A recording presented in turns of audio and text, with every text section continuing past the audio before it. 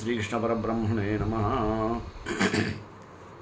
మనకు ఉండేటువంటి అనేక విధములైనటువంటి పరిశ్రమలు ప్రాచీన కాలం నుంచే ఉన్నాయి.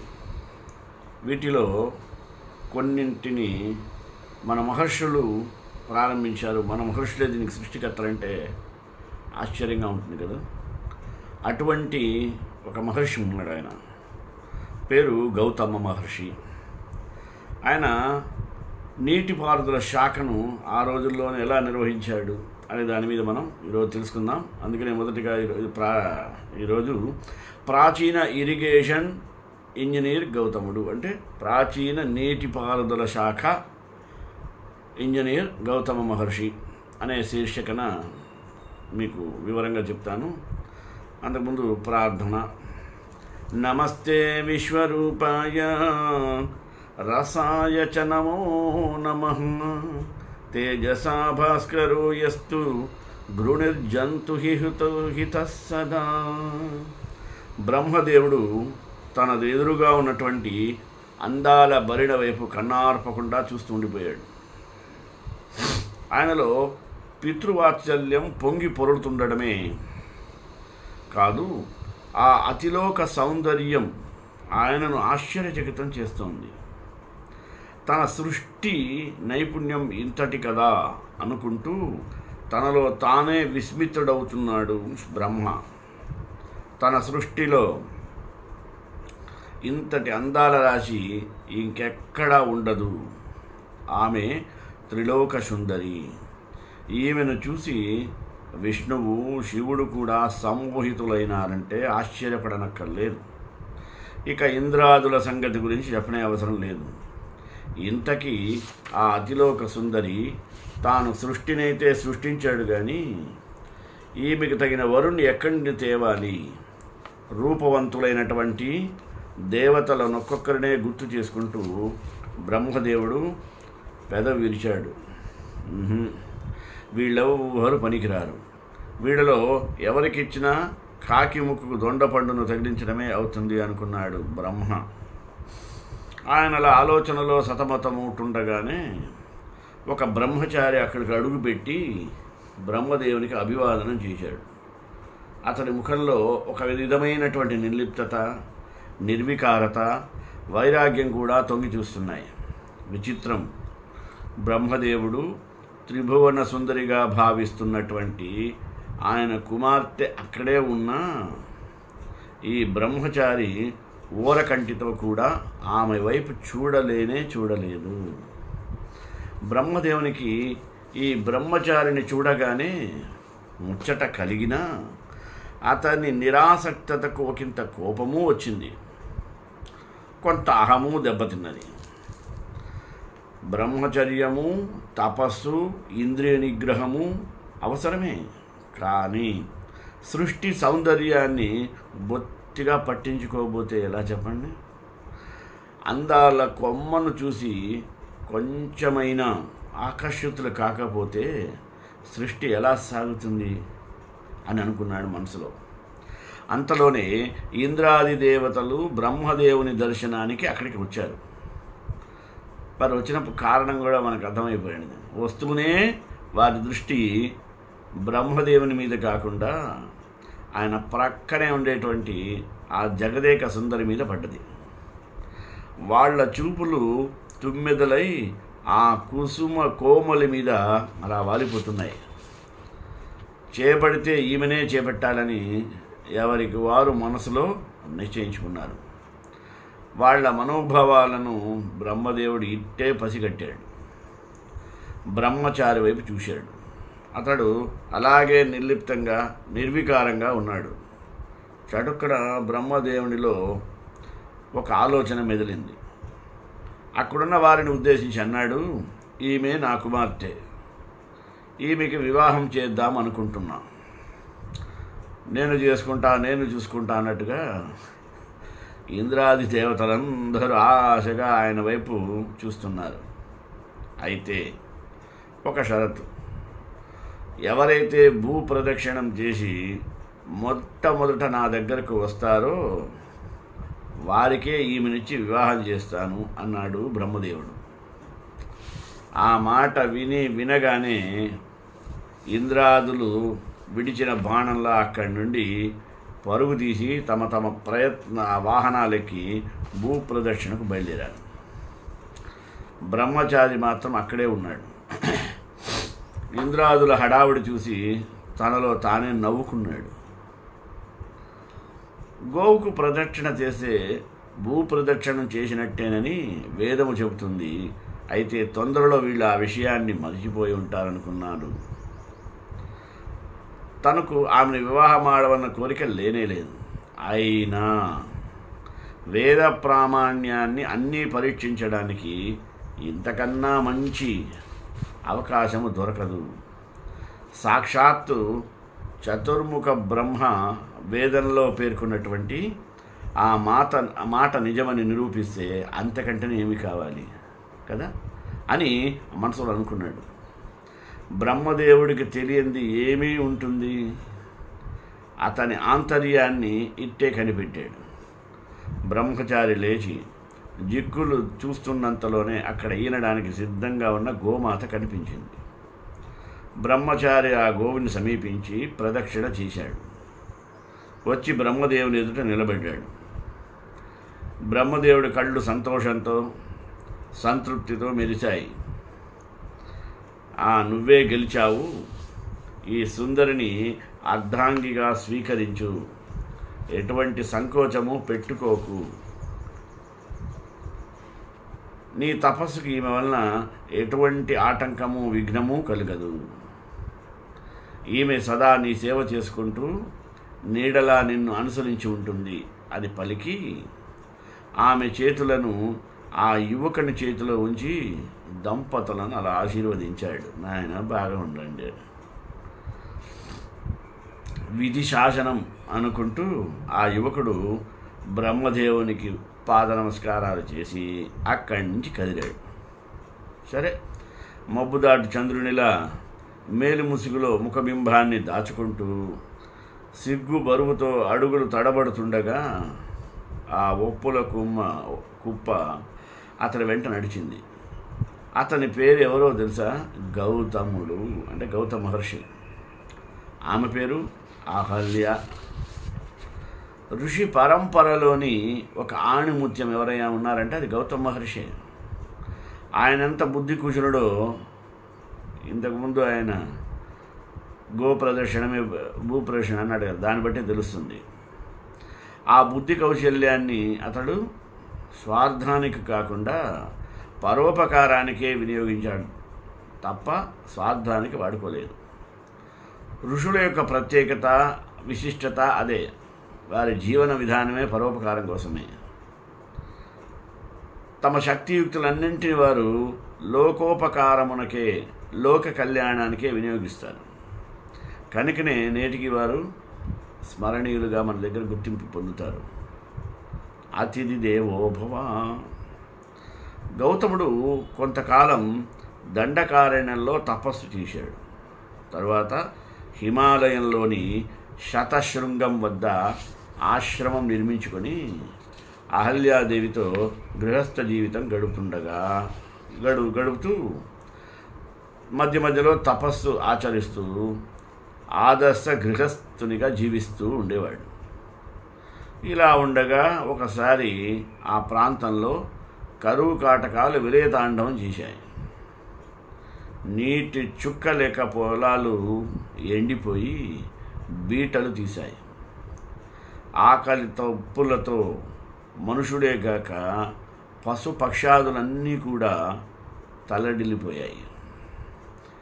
ఈ స్థితిలో అహల్య గౌతములు ప్రజలకు చేసిన సేవ నిరుపమానం. గౌతముడు పరమేశ్వరుని ప్రసన్నం చేసుకొని తన అధీనంలోని భూములు ఎటువంటి కరువు కాటకాల్లో కూడా పంటలు ఫలాలు పండిస్తూ పచ్చగా ఉండేలా వరాన్ని పొందాడు. దాంతో ఋషులతో సహా ఎక్కడికెక్కడి వారందరూ కూడా గౌతమ మహర్షి ఆశ్రమానికి వచ్చి చేరారు. అమ్మయ్య అంటూ చూస్తుండగానే శతశృంగ పర్వతం అన్నార్తులతో నిండిపోయింది పూర్తిగా. అహల్య గౌతములు ఇరువురు కూడా అసలు విసుగు విరామం అనేది లేకుండానే ప్రతి ఒక్కరిని ఆదరించి వాళ్ళకి కడుపు నిండా అన్నం పెట్టారు. ఎవరిని చిన్నబుచ్చలేదు. తమకు చేయి పైన వారి చేయి క్రిందకు అయిందని కొంచెం కూడా అహంకరించకుండా వినయ విధేయతతో అక్కడికి వచ్చినటువంటి అతిథిని సాక్షాత్ శ్రీమన్నారాయణునిగానే భావించి సేవించేవారు ఆ దంపతులు. అహంకారం అనేది లేకపోవడమే ఋషిత్వం. అతిథి సేవలో అంతటి వాళ్ళు లేరన్నమాట చాలా గొప్పగా చెప్పుకోవచ్చు. వారి యొక్క కీర్తి దశ దిశలా వ్యాపించిపోయింది. అంతటా దేవతలు కూడా దిగివచ్చి ఆ పుణ్య దంపతులను దర్శించి అభినందించి అక్కడి నుంచి వెళ్ళిపోయారు. ఇంతలో ఒక విశేషం జరిగింది. తల్లి కొడుకుల పన్నాగం ఏందో చూద్దాం. శివుని యొక్క నెత్తిన ఎక్కి కూర్చుని కులుకుతున్న తన సవతియగు గంగను చూసి పార్వతీదేవికి చాలా అక్కసుగా ఉంది. గంగను వెళ్ళగొట్టడం ఎలాగా అనుకుంటూ తన కుమారుడైనటువంటి గణపతితో ఆలోచించినది పార్వతీదేవి. నువ్వు చాలా నిశ్చింతంగా ఉండమ్మా, నేను ఏదో ఒక ఉపాయాన్ని ఆలోచిస్తాను అని గణపతి తన తల్లిగారికి మాట ఇచ్చాడు. అయితే అతని చూపు గౌతముని వైపు పడింది. ఇంతకీ ఈ గౌతమ మహర్షి కరువు కాలంలో అన్నార్తులని ఆదుకుంటూ అమోఘమైనటువంటి సేవను చేస్తున్నాడు. గంగను క్రిందకు దింపే అర్హత పుణ్యము ఇతనికే ఉన్నాయి అని అనుకున్నాడు గణపతి. అయితే అందుకు ఎంతయో తపశ్శక్తిని దారపోయవలసి ఉంటుంది. అదిను ఇతనికే సాధ్యమని నిశ్చయించుకున్నాడు గణపతి. ఇక అక్కడి నుంచి భూలోకానికి దారితీసి శతశృంగానికి చేరుకున్నాడు. బ్రాహ్మణ వేషంలో గౌతముని యొక్క ఆశ్రమానికి వెళ్ళి ఆ దంపతుల నుండి తాను స్వాగత సత్కారాలను అతిథి సత్కారాలను పొందాడు. వెంటనే తన పథకాన్ని అమలుపరచడం ప్రారంభించాడు గణపతి. పార్వతీదేవి మాత్రం తన పరిచారికలో ఒకరిని రప్పించి గోరూపమును ధరించమన్నాడు. గౌతముని పొలంలో మేస్తూ ఉండమని, గౌతముడు ఏ కొంచెం అదిలించినా ప్రాణము విడవమని చెప్పి పంపించాడు గణపతి. అయితే తన పొలంలో కోతకు సిద్ధంగా ఉన్నటువంటి పంటను మేయుచున్న గోవును చూసి గౌతముడు దర్భపోచతో అదిలించబోయేసరికి ఆ గోవు కుప్పకూలిదై ప్రాణాలు విడిచింది. గౌతముని విచారం, గణపతి ఓదార్పు.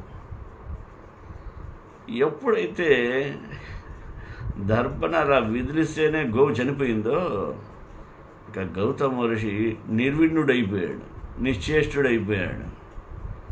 కారణం గోహత్యా పాతకానికి తలచుకొని తీవ్రమైనటువంటి విచారంలో మునిగిపోయాడు. మరి అహల్య కూడా అవాక్కయింది. ఈ వార్త దావాణంలా ఇట్టే వ్యాపించి అందరూ ముక్కున వేలేసుకున్నారు. గోహత్యా పాపం మాటున మూటగట్టుకున్నావా అని గౌతముని అనేక విధములుగా నిందించి ఒక్కొక్కరు ఆశ్రమాన్ని విడిచి వెళ్ళిపోసాగారు. అంతవరకు అతిథి దేవుళ్లతో కళకళలాడిన ఆశ్రమం యొక్క పరిసరాలు ఇప్పుడు నిర్మానుష్యంగా మారిపోయింది.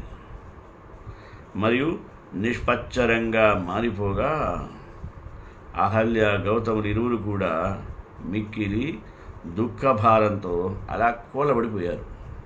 ఏం చేయాలి, ఎందుకు ఇలా జరిగిందనేది వాళ్ళకి అర్థం కాలేదు. అట్లాంటి సమయంలో బ్రాహ్మణ వేషంలో ఉన్నటువంటి గణపతి అక్కడికి వెళ్ళాడు. గౌతముని చూచి, తపోధనుడవైన నువ్వు అంత బేలగా బాధపడుట శ్రేయస్కరం కాదు. తపస్సు చేసి పరమేశ్వరుని మెప్పించి గంగను నేల మీదకి రప్పించు. ఎప్పుడైతే గంగాజలము సోకుతుందో అప్పుడే ఈ గో బ్రతికి లేస్తుంది. ఆపై నీకు ఏర్పడినటువంటి గోహత్యా దోషము తొలగిపోతుంది అని గణపతి తెలియజేశాడు. గౌతమ మనసులో ఇప్పుడు ఆశాదీపం తడుక్కుని మెరిసింది. ఎందుకంటే ఎప్పుడైనా మనిషి బాగా కష్టాల్లో కూరుకుపోయినప్పుడు ఆలోచన టక్కున పనిచేయవు. ఇవి వాళ్ళకి తెలుసు, కానీ ఎందుకని గంగను మోసే శివుడు ఉన్నాడని. కానీ ఆ సమయంలో వాళ్ళకి బుర్రకెక్కదు. అలాంటి సమయంలోనే ఈ బుద్ధిమంతులైనటువంటి గణపతులు బయటపడుతూ ఉంటారు. సరే ఆలోచించాడు, ఇదంతయు దైవలీలే అని ఆయనకు తోచింది. కరువు కాటకాలలో విలలవాడుతున్న ఈ నేల మీదకి కైలాస గంగను రప్పించాలి అన్నది దారుణము దైవ నిర్ణయం కాబోలు.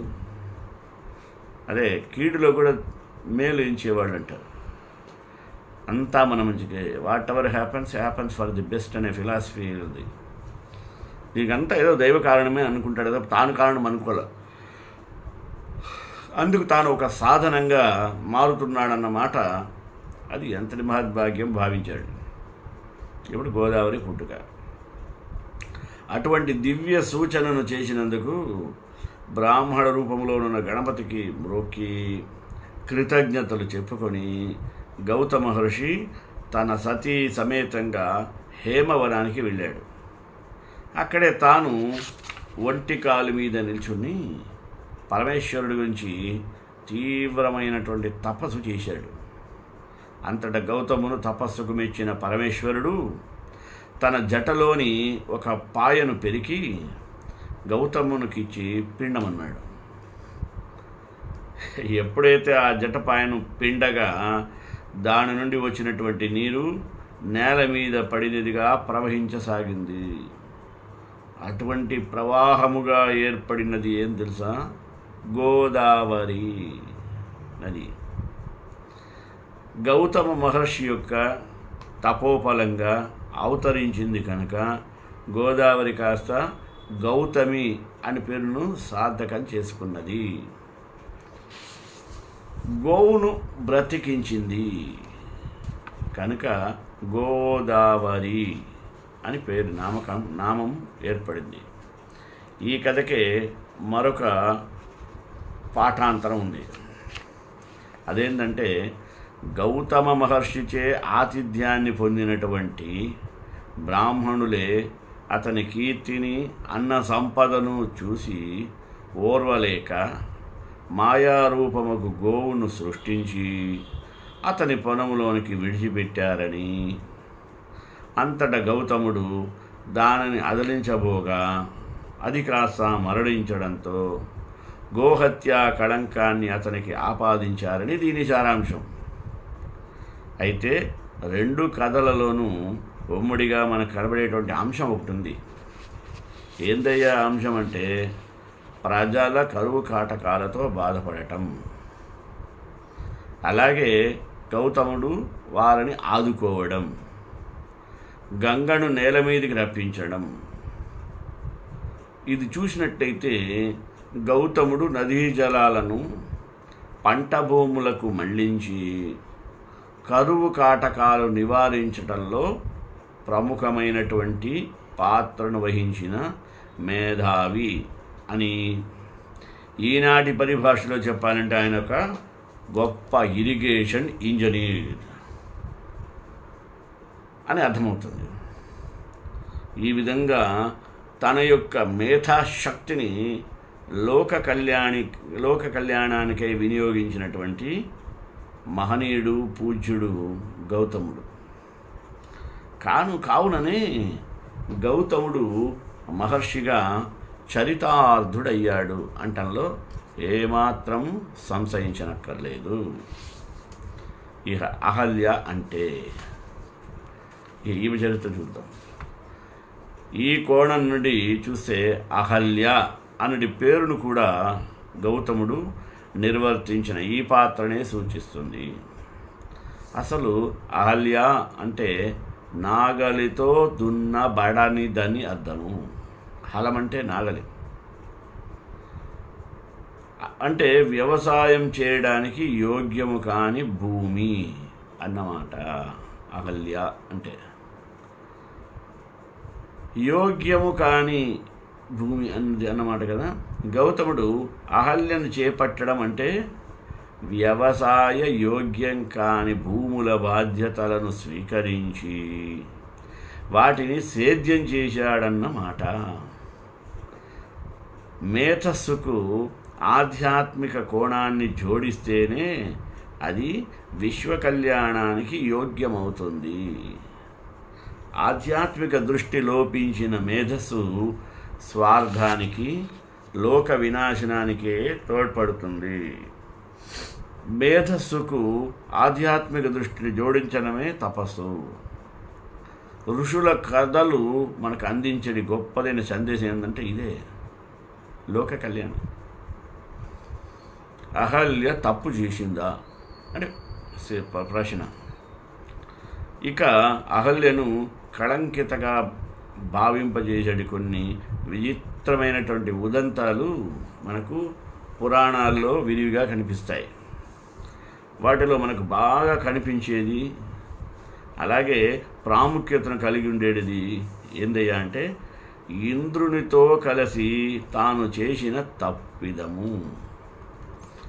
గౌతముడు, అహల్య ఇరువురు మిథిలా నగరానికి సమీపంలో ఒక ఆశ్రమంలో ఉంటున్నప్పుడు దేవేంద్రుడు అహల్యను కామిస్తాడు. తెల్లవారడానికి ముందుగానే ఇంద్రుడు కోడి రూపంలో గౌతముని యొక్క ఆశ్రమాన్ని సమీపించి తన కూతతో గౌతమ మునిని మేల్కొల్పుతాడు. సరే, తెల్లవారందనుకొని గౌతమ మహర్షి స్నానానికై బయలుదేరుతాడు. అయితే జరిగినటువంటి పొరపాటు గుర్తించిన వెంటనే తిరిగి వచ్చిన గౌతముడు దేవేంద్రుని యొక్క దుశ్చర్యను గమనిస్తాడు. వెనువెంటనే ఇంద్రుని చూచి, నీవు రాజ్యభ్రష్టుడివి కమ్మని, నీ శరీరమంతయు యోనులతో పూర్తిగా నిండిపోతుందని, బూడిదలో పొర్లుతూ గాలి పీల్చి బ్రతుకుతూ తపస్సు చేస్తూ పడి ఉండమని శపిస్తాడు. శ్రీరామ పాద స్పర్శతో తన భార్యయగు అహల్యకు శిలారూపము నుండి మళ్ళీ పూర్వరూపం వస్తుందని శాప విమోచనమును తన భార్యకు చెప్తాడు.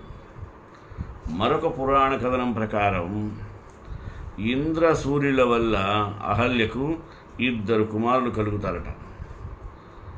గౌతమ మహర్షి వారి ఇరువురును తన యొక్క కుమారులే అని అనుకుంటూ ఉంటాడు. అయితే ఒకరోజు ఆ కుమారులు ఇరువురిని ఎత్తుకొని తన వలన అహల్యకు కలిగినటువంటి కూతురు అంజనను నడిపించుకుంటూ సముద్ర తీరానికి వెడతాడు. అప్పుడు అంజన, నీ కన్న కూతురుని నడిపిస్తూ ఇతరుల పిల్లలను ఎత్తుకున్నావు, ఇదెక్కడి న్యాయము అని అడుగుతుంది. అప్పుడు గౌతముని, వీళ్ళు కనుక పరుల పిల్లలైతే వారు వానరులు అవుతారు అంటూ సముద్రంలో పడేస్తాడు. వాళ్లే వాలి, సుగ్రీవులు. కూతురు తన రహస్యాన్ని బట్టబయలు చేసినందుకు అహల్య కోపించి గుడ్డిదానవు కమ్మని, అట్లే వానరుడు కొడుకుగా పుడతాడని అంజనను శపిస్తుంది. అటువంటి అంజనాదేవికి పుట్టినవాడే ఆంజనేయుడు అని పిలువబడుతున్నాడు.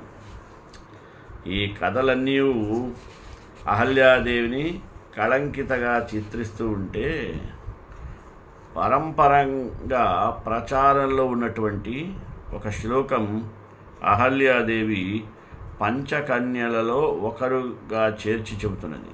ఆ శ్లోకమే ఇది. అహల్యా ద్రౌపదీ సీత తారామండోదరిస్తథా పంచకన్యాస్మరే నిత్యం మహాపాతకనాశనం. అనగా అహల్య, ద్రౌపది, సీత, మండోదరి, తార అనేటువంటి 5 పంచకన్యలని, వీరి యొక్క పేర్లు ఎవరైతే ప్రతిరోజు స్మరిస్తే మహాపాపాలు కూడా ఇట్టే నశిస్తాయని ఈ శ్లోకానికి గల అర్థం. ఇంద్రుడంటే కళంకిత, కన్య, ఏది నిజమన్న సందేహం సహజముగానే కలుగుతుంది. కానీ ఇటువంటి సందర్భాలలోనే ఇలాంటి కథలను దృష్టికోణాన్ని మార్చుకొని చూడాలి. ఎందుకనగా పురాణ ప్రవచనకర్తలు సూటిగా ఎప్పుడు కథను చెప్పరు, గుర్తుంచుకోండి. అయితే పైకి విడ్డూరముగా కనిపించేది కథల్లో అంతర్లీనంగా ఆధ్యాత్మికంగా అనేకానేకములైనటువంటి ఎన్నో విషయాలు చూపిస్తూ ఉంటారు. ఉదాహరణకు అహల్య ఇంద్రుల యొక్క వృత్తాంతమే మనం చూడొచ్చు. ఇంద్రుడు అంటే ఎవరు? ఇంద్రియములకు అర్థం ఇంద్రుడు. ఇంద్రియాలకు లొంగితే ఎటువంటి పతనము సంభవిస్తుంది అనే దాన్ని అహల్యకు, ఇంద్రునికి గౌతముడు ఇచ్చిన శాపాలు సూచిస్తాయి. ఆ పతనం నుండి బయటపడటానికి భగవత్ చింతనయే సరి అయిన మార్గమని పెద్దల యొక్క వాక్కు. శ్రీరామ పాద స్పర్శతో నీకు శాప విమోచనం కలుగుతుందని గౌతముడు అహల్యకు చెప్పడంలోని అంతరార్థం కూడా ఇదియే. అంటే బాగా కష్టకాలాల్లో ఇష్టమైనటువంటి దైవాన్ని స్మరించుకొని పశ్చాత్తాపంతో ఉంటే భగవంతుడే మార్గాన్ని సూచిస్తాడు. అలాగే వికృతమైన చింతనతో, అలాగే అపరాధ భావముతో చేయకూడని పని గనక చేసినప్పుడు దాని ఫలితము కూడా వికృతంగానే ఉంటుందని చెప్పడం ఈ కథ యొక్క రెండవ కథ యొక్క సారాంశం. అహల్య గౌతములకు అంజన అనే కూతురు కాక మరో పుత్రిక శతానందుడు, శరద్వతుడు అనే కుమారులు ఉన్నారు. శతానందుడు మిథిలను పాలించేటువంటి జనక మహారాజు దగ్గర పురోహితుడు. శరద్వంతుడు ధనుర్విద్యలో అపారమైనటువంటి శక్తి సామర్థ్యాలు. మహాభారతంలోని ద్రోణాచార్య యొక్క భార్య పేరు కృపి. కృపాచార్యుడు ఇతని సంతానమే. మహాభారతంలోని మరో ప్రసిద్ధముని ఉదంకుడు గౌతముని యొక్క శిష్యుడు. గౌతముడు ఇతనికి యవ్వనాన్ని ప్రసాదించి తన కుమార్తెనిచ్చి వివాహం చేస్తాడు. అందుకు సంతోషించినటువంటి ఉదంకుడు ఏదైనా కోరితే తెచ్చి ఇస్తానని గురుపత్రి అయిన అహల్యతో అంటాడు. మిత్రసహుడనేటువంటి రాజు భార్య మదయంతి ధరించే కుండలాలను తెచ్చి ఇమ్మని అహల్య అడుగుతుంది. ఉదంకుడు వాటిని తీసుకువస్తుండగా మార్గమధ్యంలో ఒక సర్పం వాటిని అపహరిస్తుంది. ఉదంకుడు వాటిని తిరిగి సంపాదించి గురుపత్నికి ఇస్తాడు. సర్పం తనకు చేసిన అపకారానికి కోపించిన ఉదంకుడు తరువాత సర్పయాగం చేసి సర్పాలన్నింటినీ వధించమని పరీక్షిత్తు కుమారుడైనటువంటి జనమేజయుని ప్రోత్సహిస్తాడు. గౌతముని గురువు అగ్నిదేవుడు. గౌతముడు అంగిరస పరంపరకు చెందినవాడు. అగ్నిని పూజించిన వారిలో అంగిరసులు ప్రముఖులు. గౌతమ గోత్రీకులకు అంగిరసుడు ఆయాస్యుడు గౌతముడు ఋషులు. తన మేధాశక్తిని మేళవించి అనేక అద్భుతాలు చేసి ప్రజలను ఆదుకున్న నిస్వార్థ సేవా తత్పరుడు గౌతముడు. ఆయనకు అర్ధాంగిగా అన్నింట చేదోడు వాదుడుగా ఉన్న నారీ రత్నం అహల్య. ఆ దంపతుల స్మరణలో ఎంతో పుణ్యప్రదమని తెలియజేసుకుంటూ శ్రీకాంతాయ కళ్యాణ నిదేనాం శ్రీ వెంకట నివాసాయ శ్రీనివాసాయ మంగళం మంగళాశాసన పరిమదాచార్య పురోగమై సర్వైశ్చ పూర్వైరాచార్యై సత్కృతాయాస్తు మంగళం.